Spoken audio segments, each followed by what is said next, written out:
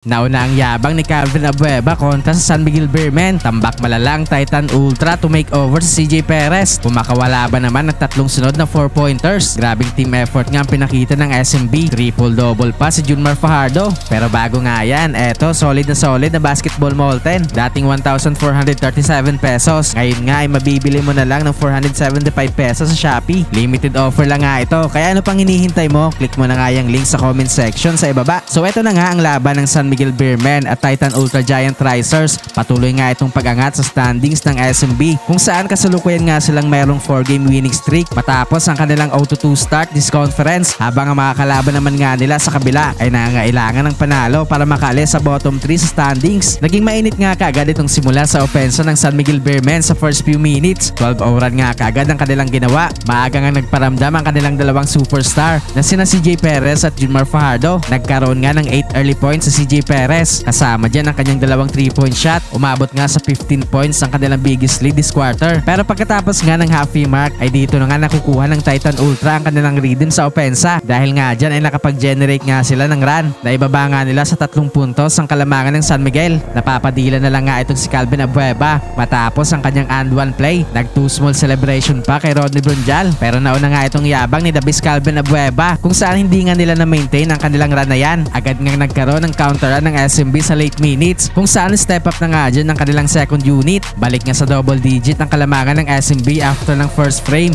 36-24. Second quarter ay patuloy nga pag-control sa game na ito ng San Miguel Beermen. Patuloy din nga ulit lumulobo ang kanilang kalamangan sa first few minutes. Patuloy nga itong mainit na opensa ng kanilang second unit. Umabot na nga sa 20 points ang kanilang kalamangan sa Titan Ultra sa 8-minute mark. Hindi naman nga makahanap ng spark sa opensa itong Giant Risers. Natawagan pa ng technical foul si Calvin Abueva matapos itong pumalakpak sa harapan ng referee. Medyo frustrated na nga itong si Calvin sa mga officials kung saan patuloy nga ang kanyang pagsisigaw sa sideline ng Titan Ultra. Naging unstoppable pa rin nga sa halfway mark ang opensa ng San Miguel Beermen. Take over na nga sa opensa ng SMB itong si CJ Perez. Grabe to, tatlong sunod na 4-pointers. Napapasayaw na lang nga itong si CJ Perez dahil sa kanyang sunod-sunod na 4-pointers. At papatapos nga ang quarter ay nagkaroon ulit ng 4-point shot ang SMB. Ngayon naman nga ay galing kay Chris Rosales kung saan tambak malala na nga ang Titan Ultra after ng first half sa score na 79-38. Third quarter ay wala pa rin ng pinagbago. Na-maintain nga ng SMB ang kanilang malaking kalamangan this quarter. Umabot na nga sa 100 points itong score ng SMB sa halfway mark. Take over na din nga sa kanilang opensa itong si Andreas Cahilig kung saan naging on point nga ang kanyang 3-point shooting. Naging unstoppable pa rin nga this quarter itong opensa ni CJ Perez, habang si Abay naman nga ay nakaka-triple-double na this game. Grabing team effort nga ang pinakita ng San Miguel Beermen kung saan tambak pa rin nga ang Titan Ultra after ng third frame sa score na 121-78. Fourth quarter ay tila final score na lang nga ang inihintay sa quarter na ito. Hindi na nga nagkaroon ng big comeback ang Titan Ultra, kaya naman sa huli nga ay panalo ang San Miguel Beermen.